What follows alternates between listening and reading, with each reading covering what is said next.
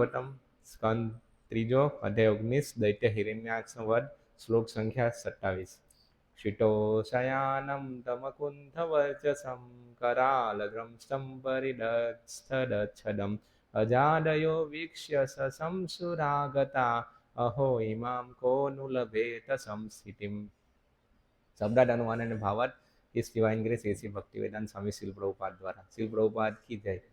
शीटो जमीन पर, शयानम પડેલા, તમ તે હિરણ્યાક્ષે, અકુંઠ વર્ચસમ નિસ્તેજ નહીં થયેલા, કરાલ દ્રમસ્તમ ભયંકર દાઢોવાળા, પરિદ્રસ્ત કરદેલા, દચ્છદમ હોઠવાળા, અજ આદય બ્રહ્મા વગેરે, વીક્ષ્ય જોઈને, સસંસુહુ વખાણ કરી કહેવા લાગ્યા, આગતા આવેલા, અહો અરે, ઇમમ આ, કહ કોણ, નું ખરેખર, લભેટ મેળવી શકે, સંસ્થિતિમ મૃત્યુ.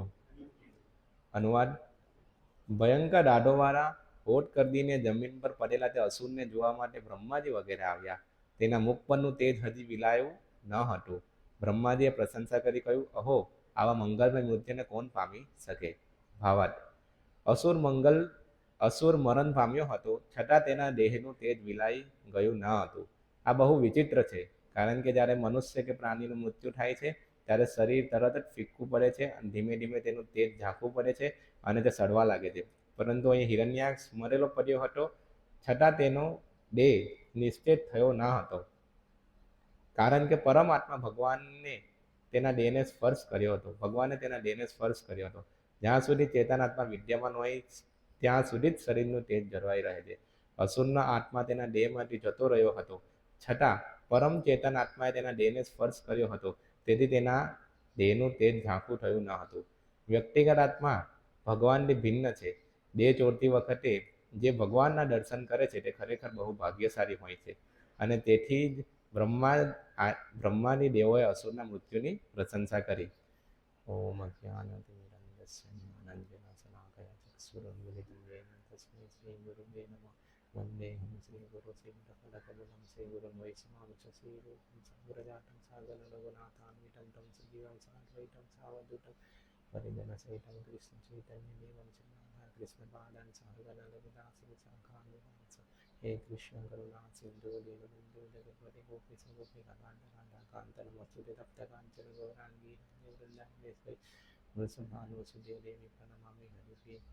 વાંછાકલ્પતરુભ્યશ્ચ કૃપા સિંધુભ્યેવ પતિતાનાં પાવનેભ્યો વૈષ્ણવેભ્યો નમો નમઃ. જય શ્રી કૃષ્ણ ચૈતન્ય પ્રભુ નિત્યાનંદ શ્રી અદ્વૈત ગદાધર શ્રીવાસાદિ ગૌર ભક્તવૃંદ. હરે કૃષ્ણ કૃષ્ણ કૃષ્ણ હરે હરે, હરે રામ રામ રામ હરે હરે. તો પાછલા થોડાક શ્લોકોથી આપણે જોઈએ છે અહીંયા કે હવે યુદ્ધનો અંત અહીંયા આવી ગયો છે. જ્યારે ભગવાન હિરણ્યાક્ષે ભગવાનને આમ પોતાની બાહુની અંદર જકડવાની કોશિશ કરી તો એને જોયું કે ભગવાન તો બહાર હતા. પછી ભગવાનની છાતી પર મુષ્ટિ પ્રહાર કરવા ગયો તો ભગવાને પછી એમ જ એને ઉપેક્ષા કરતા હોય ત્યાં કાનપટ્ટીમાં ઝાપટ મારી તો તેનાથી અસુર અને બધા વાર નીકળી ગયા, આંખોના દોરા બહાર આવી ગયા, હાથ પગ માંગી ગયા. પાછળના શ્લોકમાં વર્ણન આવ્યું એને મૃત્યુને શરણ થઈ ગયું. તો જો મૃત્યુ પામ્યો તો એ બ્રહ્માજી બધા દેવો આવ્યા ને એની પ્રશંસા કરી કે આવા મંગલમય મૃત્યુને કોણ પામી શકે? કારણ કે અહીંયા વર્ણન છે કે વ્યક્તિનું મૃત્યુ થઈ જાય તો એનું બધું તેજ જતું રહે છે, કારણ કે ચેતન આત્મા શરીરમાંથી બહાર નીકળી જાય છે.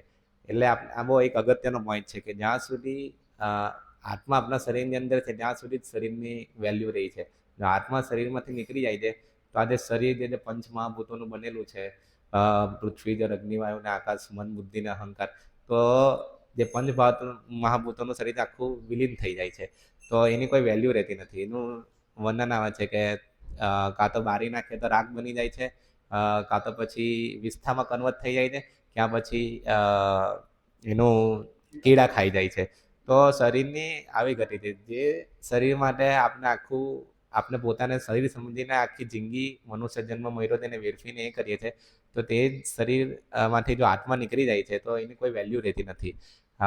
પ્રભુપાદજી ઘણીવાર ડ્રાઈવરનું અને મોટરનું એક્ઝામ્પલ આપે છે કે મોટર ગાડીની અંદર જો ડ્રાઈવર હોય છે તો જ એ મોટર ગાડી ચાલી શકે છે. જો ડ્રાઈવર નથી હોતો તો મોટર ગાડી જ્યાંની ત્યાં રહેશે, વર્ષો સુધી રહેશે, તેમાં કોઈ ચેન્જ નથી આવવાનો. તેવી રીતના જો શરીરની અંદર આત્મા છે, સ્ફુલિંગ છે, તો જ એનું વેલ્યુ રહી છે. તો એના વગર એનું કોઈ વેલ્યુ નહીં રહેતું. એટલે ભગવદ્ ગીતાના પણ આખો જે બીજો અધ્યાય છે તેની અંદર ભગવાન આ જ કહે છે કે આપણે શરીર નથી આત્મા, તે જ સમજાવે છે અર્જુનને કે એનો બીજા અધ્યાયના 18મા શ્લોકમાં લખેલું અંતવંતુ ઇમે દેહા નિત્ય સોક્તા શરીરિન અનાસીન અપ્રમેયસ્ય તસ્માત ધ્રુવ્યસ્ય ભારત. એટલે કે અવિનાશી અમાપ્તરા સનાતન જીવના ભૌતિક શરીરનો નાશ અવશ્ય થાય છે, માટે હે ભરતવંતી યુદ્ધ કર. એમાં ભાવાર્થમાં એટલું લખેલું છે કે ભૌતિક શરીર સ્વભાવથી નાશવંત છે, તે તત્કાળ નષ્ટ થઈ જાય છે, અથવા તો 100 વર્ષ પછી તેનો અંત આવે છે. હમણાંની તો પછી એનો અંત આવવાનો જ છે. આ તો માત્ર સમયની બાબતમાં છે. તેને અનંતકાળ સુધી જાળવી રાખવાની કોઈ શક્યતા નથી. એટલે શરીર તો નાશવંત જ છે ને જેવું શરીરમાંથી આત્મા નીકળી જાય છે તો તેવું જ શરીરનું તેજ બધું જતું રહી છે. ને અહીંયા લખેલું શરીર સરવા લાગે છે, આખું ડીકમ્પોઝિશન થઈ જાય છે. તમને ભણવામાં પણ આવતું હતું ફોરેન્સિક મેડિસિનમાં કે બોડી પડી રહી તો એમાંથી થોડા આ સમયે આવો કલર આવે, આ સમયે આવો ધીરે ધીરે કલર આવે, એવી દુર્ગંધ આવે, કીડા આવે, મેગોટ્સ કહેવાય, એ બહુ દુર્ગંધ આવે. મારું જ્યારે 7 દિવસ ફોરેન્સિક મેડિસિનની અંદર પોસ્ટિંગ હતું ત્યારે મેં અલગ અલગ પ્રકારની બોડીઓ જોઈ કે જે નજીકના ગામોમાંથી આવતી હોય, કોઈ પોસ્ટમોર્ટમ નહીં કરેલું હોય એમ જ હોય. તો કેટલાક ખાલી હાડ પિંજર જોયા કે ખબર જ નહીં પડે ક્યારે એનું મરણ થયું. પછી કેટલાકને અડધા સડેલા જોયા, કેટલાકને આખા કીડાવાળા જોયા. આમ એટલી ખરાબ દુર્ગંધ મારે તો આપણે ખબર પડે કે મૃત્યુ થઈ જાય છે તો શરીરની કોઈ વેલ્યુ નથી રહેતી, એનું બધું તેજ ચાલ્યું જાય છે.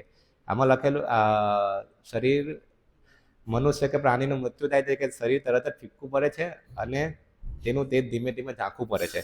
ને આ ઉપરાંત મને એક વસ્તુ છે કે વ્યક્તિ જીવતો પણ હોય તો આપણને જો પાપ કર્મ કરે કે બીજા જીવની હિંસા કરે કે એવું અધમ કૃત્ય કરે તો પણ તેનું જે તેજ છે તો તે ધીરે ધીરે ઓછું થઈ જાય છે. તો આમાં હમણાં ભાગવતમના પહેલા અધ્યાયમાં પહેલા સ્કંદમાં વાંચતો હતો અશ્વત્થામાના ચેપ્ટર વારમાં કે દ્રોણ પુત્રનો દંડ વાળા ચેપ્ટરમાં 7મા અધ્યાયમાં કે અશ્વત્થામા જ્યારે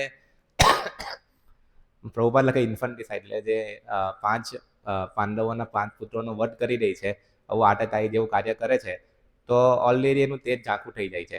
પછી જ્યારે એના સજા તરીકે એના મુકુટ પરનો મણી કાઢી નાખવામાં આવે છે માથા પરનો, તો ત્યારે ઓર ઝાંખું થઈ જાય છે. પછી રાવણનું પણ આપણે રાવણનું વર્ણન મેં વાંચ્યું છે કે રાવણ પણ ઘણો તેજસ્વી હતો, પણ ઘણી સ્ત્રીઓનું અપહરણ કર્યું, ઘણા ઋષિઓનો શ્રાપ લીધો, તો એને કારણે ઘણા પાપ કરવાને કારણે ધીરે ધીરે એનું તેજ ઝાંખું પડી ગયું. તો મૃત્યુ પછી તેજ ઝાંખું પડે, પણ વ્યક્તિ જો રીતના પાપ કર્મ કરે છે તો પણ એનું તેજ ધીરે ધીરે ઝાંખું પડતું જાય છે. ને આપણે ભક્તોને જોઈએ છે કે ભક્તોનું જે તેજ જે હોય છે તે આખું અલગ જ હોય છે, કારણ કે સાધના કરવાથી ભગવાન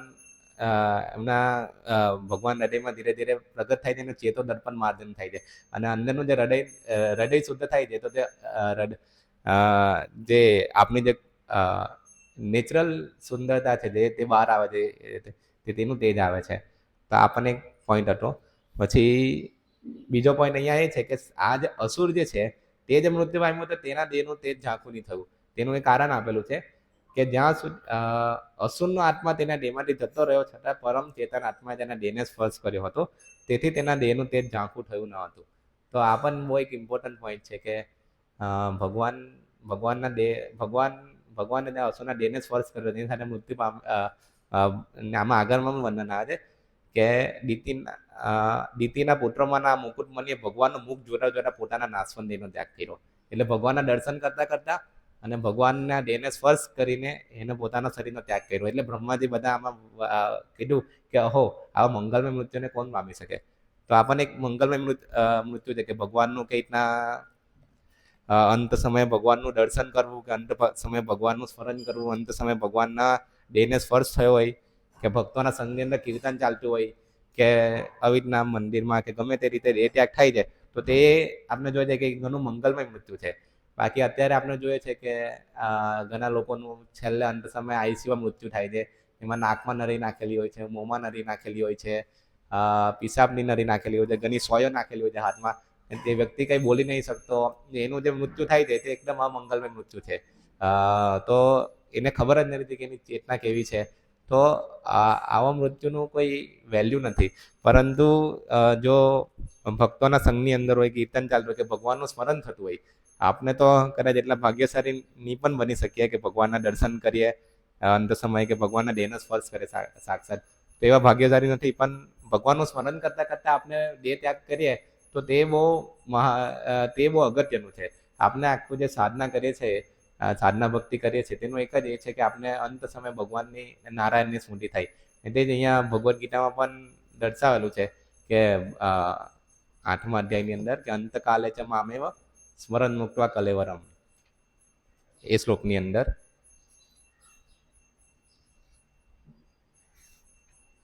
જે મનુષ્ય મૃત્યુ સમયે કેવલ મારું સ્મરણ કરતો શરીર ત્યજે છે તે તરત જ મારી પ્રકૃતિને પામે છે. આમાં લેશ માત્ર સંદેહ નથી. એટલે ધારો કે આપણે હિરણ્યાક્ષ જેવા એ પણ નથી કે ભગવાનના દેહનો સ્પર્શ કરીને કે ભગવાનના પ્રત્યક્ષ દર્શન કરીને એ કરીએ, તો પણ જો ભગવાનનું સ્મરણ કરતાં કરતાં પણ જો દેહ ત્યાગ કરીએ તો પણ એ એટલું જ ફળદાયી છે કે એટલું જ ઇમ્પોર્ટન્ટ છે જેટલું ભગવાનના દર્શન કરતાં કરતાં દેહનો ત્યાગ કરે છે. એમાં ભાવાર્થમાં પ્રભુપાદજી લખે છે કે આ શ્લોકમાં કૃષ્ણ ભાવનામૃતની મહત્તા પર ભાર મૂકવામાં આવ્યો છે. જે કોઈ મનુષ્ય કૃષ્ણ ભાવનામૃતમાં રહી શરીર ત્યજે છે તે તરત જ પરમેશ્વરના દિવ્ય સ્વભાવને પામે છે. પરમેશ્વર બધા શુદ્ધમાં સૌથી વધારે શુદ્ધ છે. તેથી જે નિરંતર કૃષ્ણ ભાવના પર રહે છે તે પણ શુદ્ધથી શુદ્ધ થઈ જાય છે.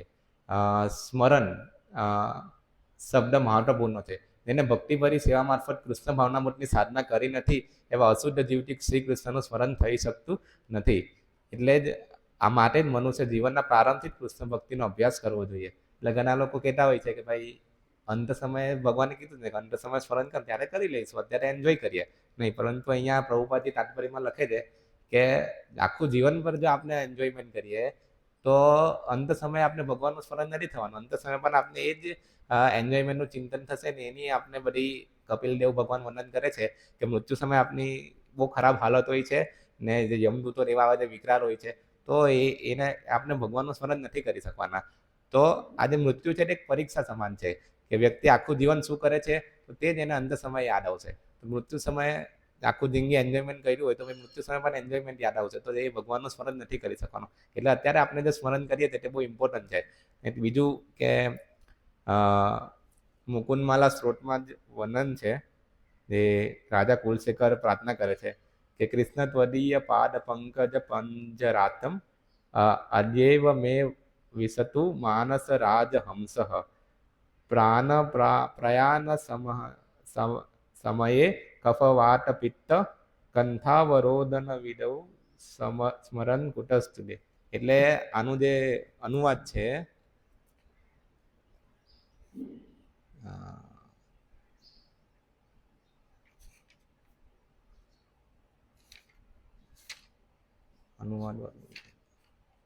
એટલે આનું એ અનુવાદ કુલશેખર મહારાજ જે ભાઈને પ્રાર્થના કરે છે કે અત્યારે મારું જે શરીર હસ્તપુસ્ત છે તો અત્યારે જ મારું મૃત્યુ નિપજે કે ભગવાનનું સ્મરણ કરતા કરતા દેહ ત્યાગ કરી શકું. બાકી મૃત્યુ સમય જ્યારે નિકટ આવશે તો ત્યારે મારું ગળું જે છે તે કફ પિત્ત વાયુથી રૂંધાઈ જશે અને ત્યારે પછી ભગવાનનું સ્મરણ નહીં થઈ શકશે.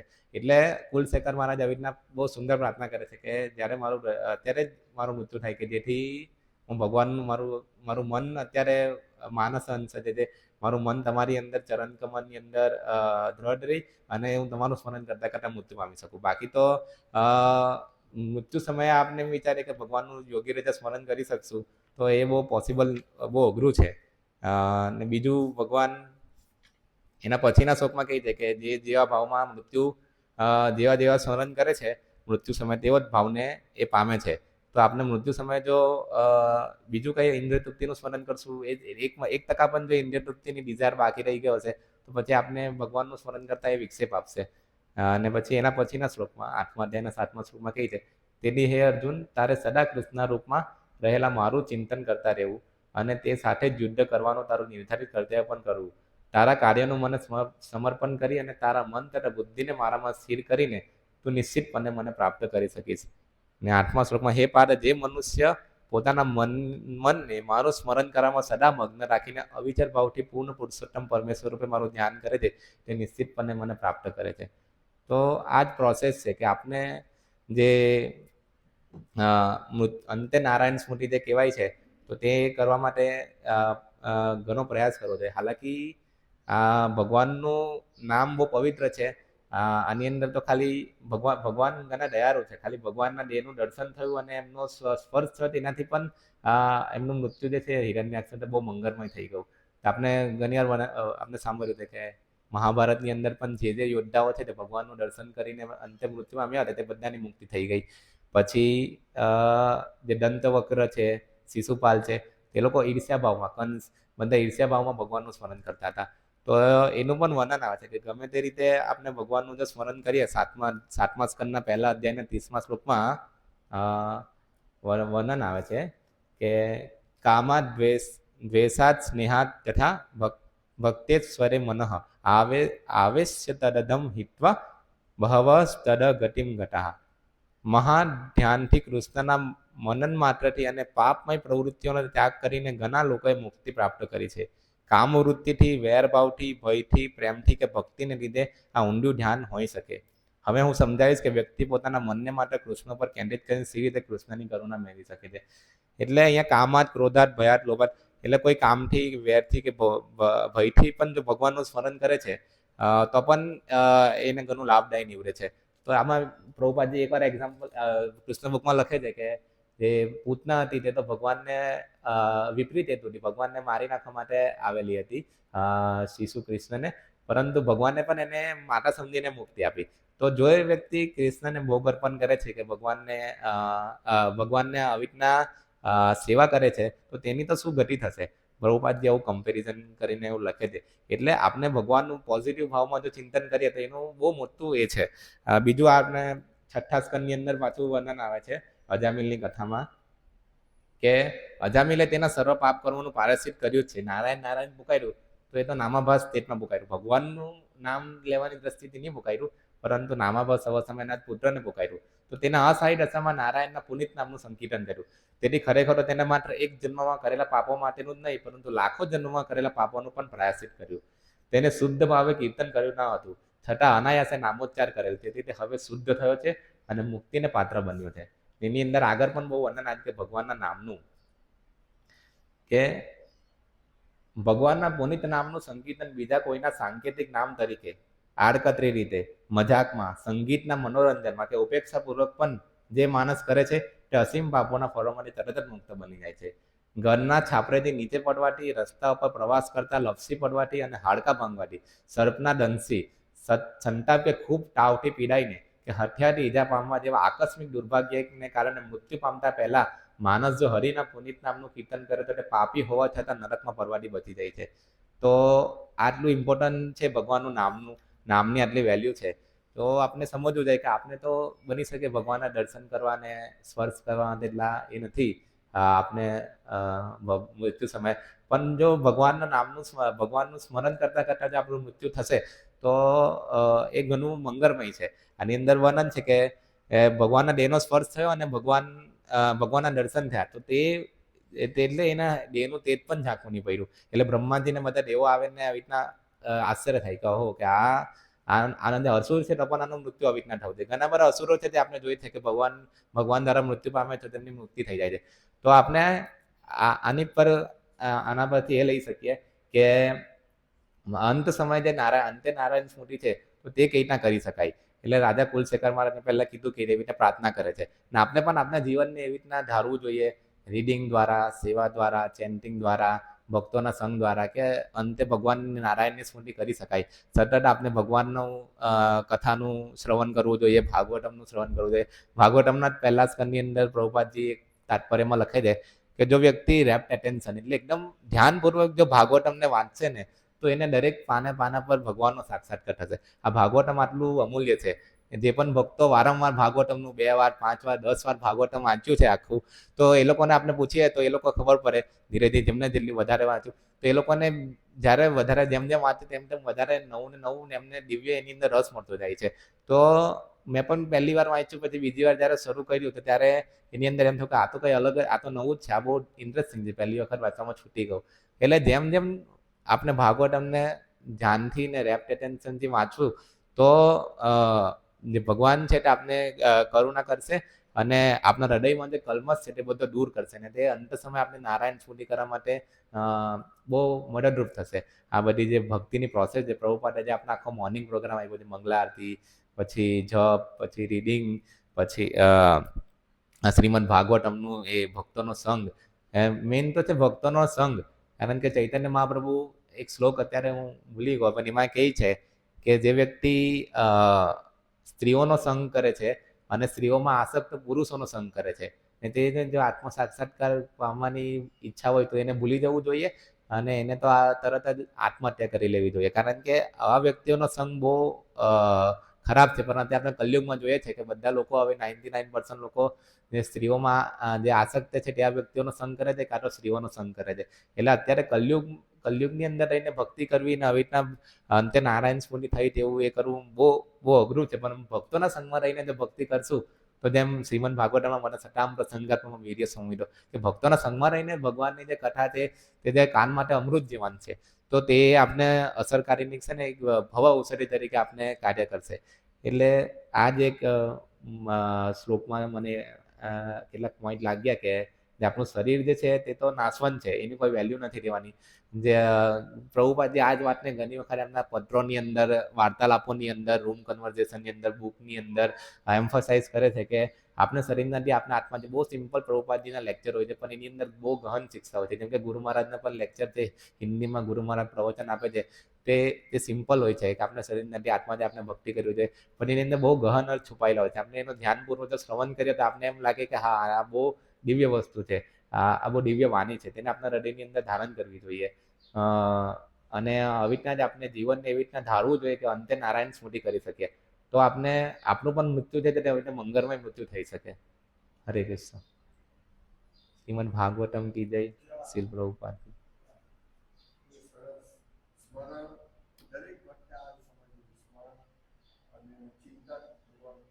હરિનામ આપણને કેટલો અવસર મળ્યો છે, આને પણ કેટલું લાભ મળ્યો કે સ્મરણ ભગવાનની સામે ભગવાન દ્વારા નથી થાય. આપણે પણ જો સ્મરણ કરીએ તો અંતે ભગવાનની સિદ્ધિ થઈ શકે. એટલે અભ્યાસ કરવો પડે, અભ્યાસ કરવો પડે. એટલે તમારો પોઈન્ટ બહુ સારો હતો કે સંત, ભક્તોનો સંત બહુ જ લાઈક માઇન્ડેડ ભક્તો હોય તો બહુ જરૂરી છે. શું છે કે આપણે એવા ટીકાખોર ભક્તો સાથે રહીએ તો પછી ટીકા આવું કરે એમાં અટવાઈ જઈએ ને રિયલ કૃષ્ણ ભક્ત એટલે આપણે એવા ભક્તોથી દૂર રહેવું છે કે જે ખાલી ટીકા ટિપ્પણ કરતા પણ જે ખરેખર, એ તો વારંવાર કહું છું કે આપણે હંમેશા રીડિંગ વિશે ચર્ચા કરવી છે, તમારું કેવું સાધના ચાલે છે આ વિશે હંમેશા ચર્ચા કરવી છે. બીજો વિષય આપણે સંઘ સારો સંઘ કહેવાય, ખાલી ભક્તો સાથે બેસીને એ સંઘ નહીં. જેમ માકડ પણ હોય તો ભક્તો મીન્સ રાજા અને માકડ હોય તો રાજા માકડ બંને સિંહાસન પર બેઠા હોય, માકડ એ જ આપે છે, ખાલી લોય જ છે. તો એવા ભક્તોને શોધવા છે, એવા ભક્તોને સંગ કરવો છે, એ બહુ મહત્વનું છે. આપણે આપણને કોઈ બતાવવું હોય ને કે ભાઈ આ તમે ગલત કરી રહ્યા છો, તો એવો સંગ કરવાથી પણ નુકસાન થાય.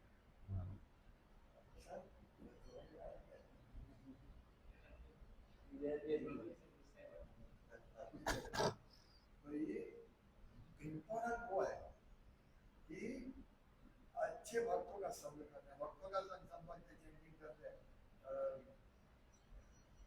कल हम लोग मंदिर में गए तो वहाँ देखा मैंने कि थोड़े भक्त इधर उधर की बात करते हैं, ये होते हैं वो होते हैं, ऐसे भक्तों का जो सतत कृष्ण कॉन्शियस बात करता हो, जिसका विचार कृष्ण कॉन्शियस है, ऐसे भक्तों से हमें हमेशा संपर्क में रहना चाहिए, वही हमारा कल्याण होगा।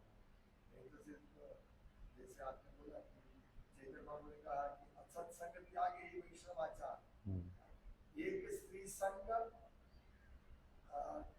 और कृष्णा भक्त, स्त्री संगी અને કૃષ્ણના ભક્ત છે તેના લીધે સાચું કરે. એટલે ઘણી વાર આપણે પણ આમાં ભેરવાઈ છે, આપણને ખબર નહીં પડે કે આ સ્ત્રી સંગી છે કે નહીં. ઘણી વાર ભક્તો પણ ઇલિસિટ સેક્સ પર લાગેલા તો એ આશ્ચર્ય की बात नहीं है। तो लोग हमें बहुत सावधान रहना चाहिए और ऐसे बहुत अच्छा, मुझे भी ये लगा कि स्मरण करना चाहिए हमें, और कार्य क्यों करना चाहिए, और जो भी कार्य करते हैं उसमें स्मरण ही करना चाहिए, कृष्ण का स्मरण सतत होना चाहिए। हरे कृष्ण। बस